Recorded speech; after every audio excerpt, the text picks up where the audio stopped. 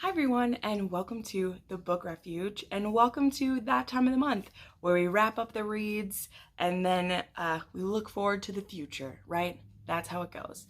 First off, part of my weird lighting today, the car parked right outside my window is sending weird lighting effects, but this is what we're dealing with today. So, super excited to talk about my reads this month. I did read 10 books. 3 of them were fantasy, 1 of them was a mystery, and all the rest were romance. Lowest rating was a 3-star, and the highest was a 5-star, of course. And as usual, we'll start with my lowest and go up from there. But first, just gonna do a little plug here. I put up new videos every Monday and Thursday currently, with sometimes a bonus video in there, depending on if I have time or not. It really helps if you give this video a thumbs up if you like it, and subscribe to my channel if you'd like to know, when I'm posting new things. So without further ado, let's dive in, because though this is a more medium reading month for me, I have a lot to say. So let's go. First up, I finally finished The Cold Dish by Craig Johnson. This is the first in the Walt Longmire mysteries. This was also a TV show on A&E, and then eventually Netflix picked it up. I adore this TV show. I've been watching it for almost like the whole time that it was on. And I really wanted to branch out into mystery, so I thought I would start with a character that I know I already love. So I gave this book 3 stars, and here's why. There was some things that I really enjoyed about it. I enjoyed a deeper look into the character's mind, because we don't get to see a lot of that in the TV show that I watched. Whereas this is a first-person point of view, and the way Walt goes about investigating is really interesting, and I really, enjoyed how he thinks things through. However, a lot of the downsides were there was a lot of filler in this book. I feel like this book was almost 200 pages too long. I do know that this is one of the longest ones in the series, though. I did read one of them out of order many years back, and I enjoyed that one a lot more than this, so I am gonna continue with the series at some point. But it was just a drag to get through. I wanted to know what was going on, and I wanted to see more investigating happening than I did. There was a lot to do with Walt's personal life, and I felt like it dragged down the novel in this case, which is sad, because I love Walt, but I wanted to know who had done the murder. And then when I found out who did it, I was almost like, okay, finally, thanks for telling me. So there wasn't any shock value to it or anything. So it was 3 stars. I wish I could have given it more, but it had an uphill battle to fight, just because I love the TV show so much. And, it's rare for me to like a movie or TV adaptation better than the books. And at this point I do, as well as it was just really drug out for me. So kind of a low rating for that one. Next up, I read Pretty Reckless by L.J. Shen, and I gave this 3.5 stars. This was kind of a bully romance about, I literally can't remember the characters' names, because for these ones I didn't really take notes. For romance novels, I don't always take notes about it. I read it really quick. I read it on my Kindle. This was my first L.J. Shen I'd ever read. But here's the thing, sometimes I like bully romances and other times I don't. In this case, I felt like there was a good reason for kind of that antagonistic relationship. But I really didn't like the female character in it, and I thought that the situation presented in the story was just crazy, and that's gonna come up again in just a minute. But yeah, so I gave this 3.5 stars. One of my best friends, she said the second one was a lot better, and I did download that one on Kindle, and I'll be reading it soon, so we shall see if it did get better. Next, I read Cruel Intentions and Twisted Betrayal by Siobhan Davis. These were 3 and 4 stars respectively. So again, this was another high school bully romance. If you've watched my reading vlogs, you know that I was very confused at the start of it as to how this was set up, because it's these teenagers in school, but they're kind of set up like the mob, and so they represent their parents within this school, you know, acting out everything that like their families still believe. I don't know, it was so confusing, but I really liked the because there was these group called like the New Elites who were trying to usurp this, and there was also an arranged marriage that was going on. I know I'm not describing this very well, but the first book was really confusing to me, and it wasn't until, you know, I kind of like skimmed the first half of it, because them being in high school, and I said this in my vlog, just didn't make sense to me. That's the thing with these high school bully romances, is the way that the people act. I was like, who is the people in the rest of the world? Like, what school is just letting people act like this within school? It was so weird. And then there was this weird, again, like arranged marriage plot, and then there was an enemies to lovers thing. But the ending was a huge cliffhanger. Like, wow. And so I read the second one because it was released just last week, and so it was enough for me to read the second one, and the second one was very good. I gave it a 4-star because they weren't really in school then this time. Like, there was other stuff going on, and they weren't like in the school setting, and I thought that it was a lot more quote unquote believable, because I pretended they were older than they were. But there are some major trigger warnings in this one, including assault, sexual assault, forced abortion, and forced surgeries like body augmentation, which I was not prepared for. And it was done to great effect, which I feel like is weird to say about like a Kindle romance. It was very shocking, and it kept me turning the page. And again, the cliffhanger for this one, holy crap, so stressful. The third one comes out in October, and I can't wait to read it. So in general, even though I had to suspend my belief more than I wanted to for this, I think it was worth it, and I enjoyed myself. Next, I read Grayson Fury by Tracy Banghart. This was chosen by you, my viewers, as my viewers read for the month. I didn't know if I was going to get to this. It was looking kind of rough, and I actually didn't end up getting to these rebel waves.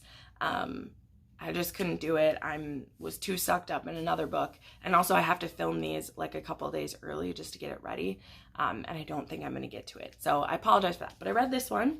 This book has a really interesting setup. So it's in this world where women are chattel, which, you know, we've read this story before, you know what I mean? And the way that a woman can like elevate herself and her family is to become a grace for the superior of the country, which is basically become his concubine and have his children, and then you're treated well. Sorry, I just forgot her name. Serena is chosen to be a contestant to be the superior's son's graces. So will be the grace for the next superior, basically. And every grace has a handmaiden, so her younger sister Nomi comes with her, and they go to the palace to go to this ball to like meet the heir and try to get him to like Serena. And Nomi has a run-in with the heir and his brother, and the heir ends up picking Nomi to be his grace instead of Serena. And Nomi isn't prepared to be a grace. She doesn't want to be a grace. She doesn't want to have some guy's kids and be married to him.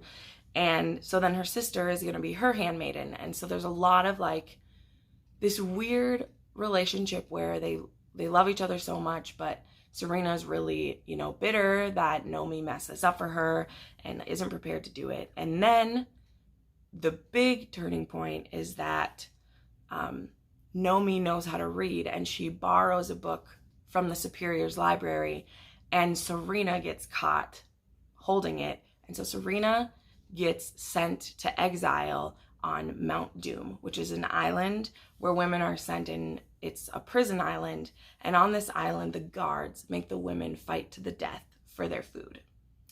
And so Nomi stays as the grace to the heir because she wants to find out where her sister is, and Serena is fighting for her life on Mount Doom. And it was a rough start for me because I didn't really like the characters that much at the beginning.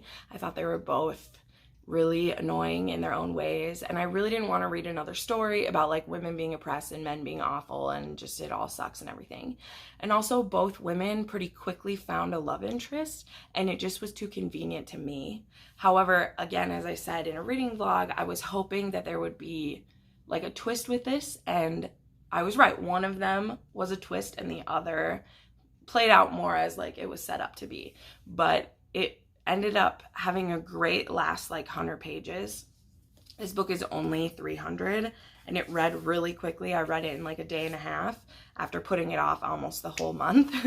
And so I ended up giving it 4 stars. I really liked the cliffhanger of it. I actually bought the second one, which I didn't think that I would. I almost DNF'd this because it showed a lot of great spirit and I'm really excited to see like where it's going to take it.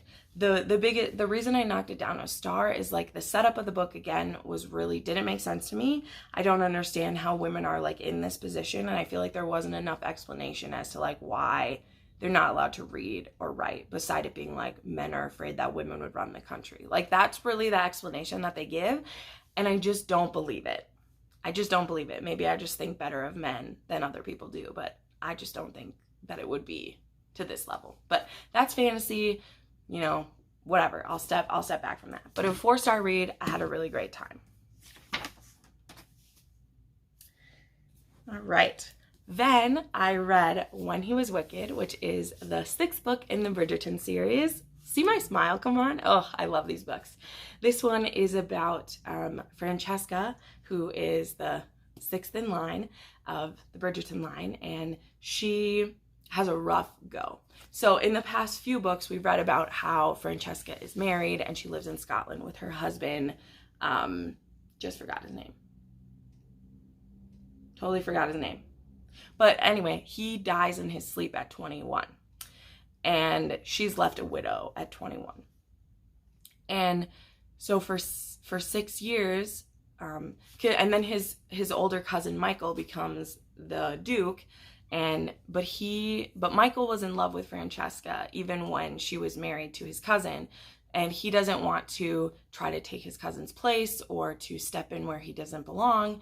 And so he goes off to India and lives there for 6 years and leaves Francesca home in the castle and still living as the Duchess basically. And it's such a good story. And like the beginning of this novel is, because all of that, like her becoming a widow and all of that happens in like the prologue basically. And then Michael comes back because he needs to, you know, start taking control of his title, which he doesn't feel like he deserves. He feels like he maybe wished his cousin to die so that he could have Francesca. And Francesca decides she wants to get remarried and have a family now. She's been a widow for 5 years. She knows her husband wouldn't have wanted her to be alone. And well, it's romance, so they're gonna figure it out. This one was 4.5 stars for me. It's a really sweet story. I really love it. But some of the frustrations in this one are, one of my least favorite tropes is thinking that a dead loved one wouldn't want you to be happy. And there's some of that in this book. But all in all, another great entry in the Bridgerton series. We're trucking along, only 2 left to go, and it has been a great ride so far this year. All right. Next, we're holding up my other, I guess I gave this one 4.25 stars, so I should have picked it up first. But I actually still have 150 pages left, but we're going to talk about it because I'm going to finish it before the end of the month. And that's The Shadow Rising by Robert Jordan. This is the 4th book in the Wheel of Time series. We are continuing the saga. There's not a ton that I can say, so I'll just do what I did last time and I'll tell you who still my favorite characters are and like what makes it a 4.25 for me, which will be the highest rating so far. First, I really like Matt a lot more now. He's went through some really interesting things. Perrin was more frustrating to me in this novel, but near this ending, he is really picking up the pace again, which is great because I love Perrin. I really love Min in this. We don't get a ton from her, but I really appreciate her a lot.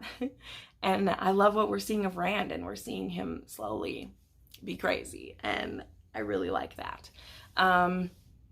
Yeah, things that I don't like. The women in this one are really hard for me to take.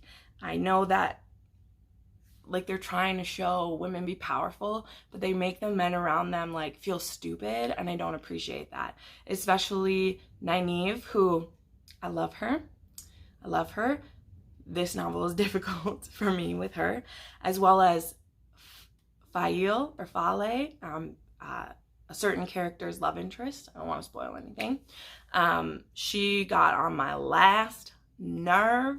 She's slowly turning around, but talking about this with Murphy and Noshi and like, Faile, I just want to punch her in the face sometimes, but she's getting better. So anyway, this is a 4.25 for me. I know that's where it'll sit. Maybe the ending will bump it up. We'll have to see what I put it on Goodreads, but currently it's been my favorite read so far, but it still loses a little because I know that this series will be like 5-star on a reread, but it's hard to want to rate it for the reread. Like I can only rate it how I feel in the moment, and that's where we're at with it now.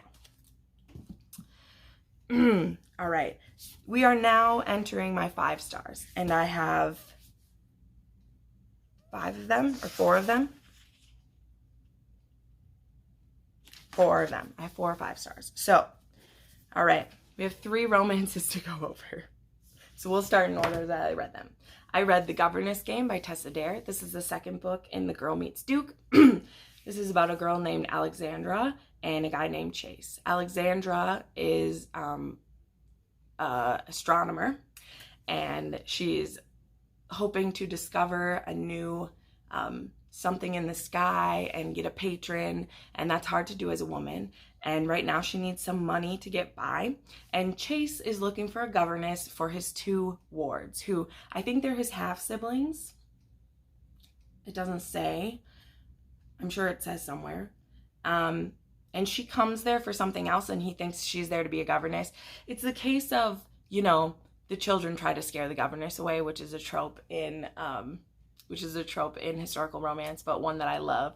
The Duke falling in love with the governess, and it was so fun. Her books are so funny, as you're gonna hear me say for the next 2 books, which are also Tessa Dare. But I love this series. It is so great, and oh my gosh, she's like right up there with Julia Quinn for me now. Just her witty banter and her like sexy stories, and I just love it. So I read that one first. Then I read, we'll talk about the next one. The 3rd book came out in the series, which is The Wallflower Wager, Girl Meets Duke. And this one is about Gabe and Penny.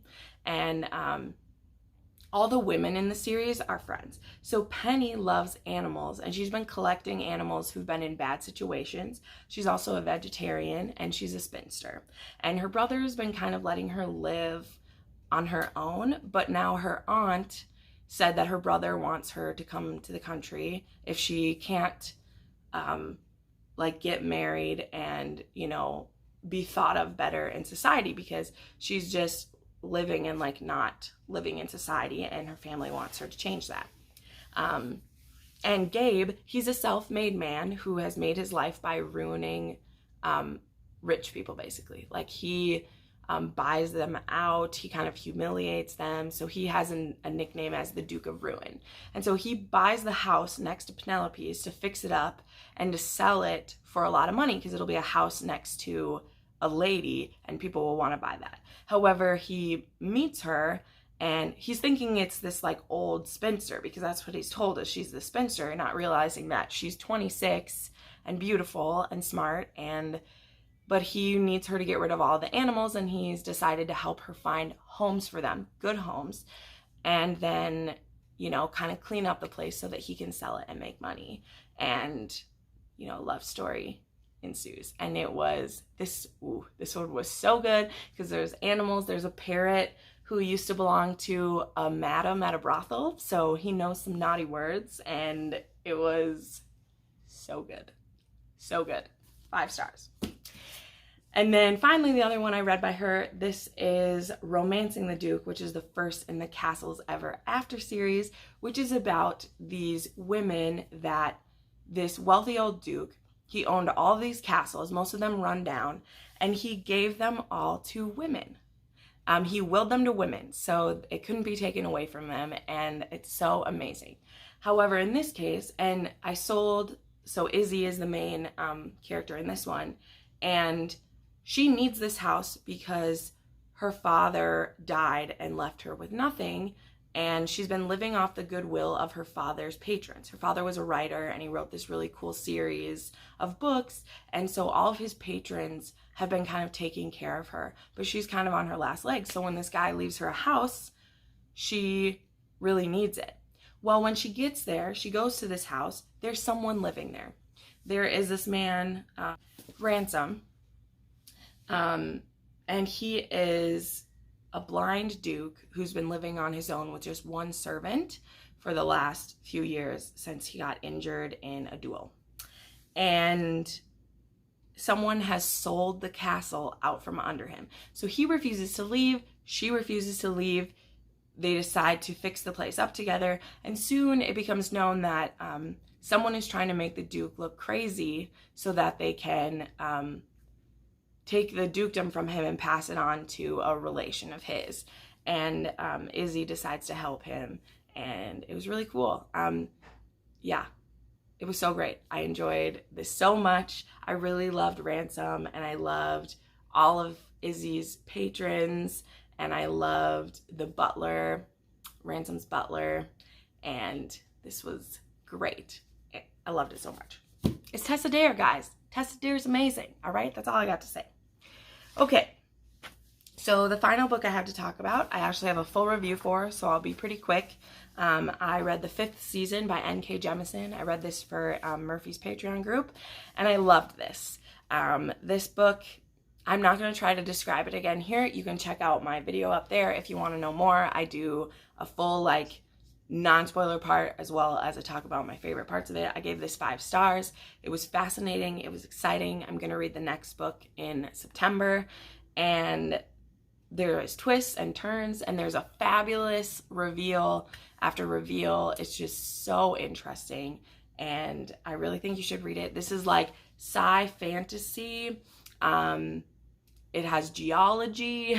It has so many cool things in it, and it has this cool way of telling the story, which a lot of people don't like, but I loved it. It made it a very immersive experience, and I just enjoyed it so much. So it's 5 stars. That's all I have to say. That's it. So this was my month. It was really great. I had a lot of 5 stars. I read a lot of fun things. Yeah, let me know if you read any of these and what your opinions are. Yeah. Thank you so much for watching. Again, I make new videos on Mondays and Thursdays right now, and you can watch some more of those videos right now.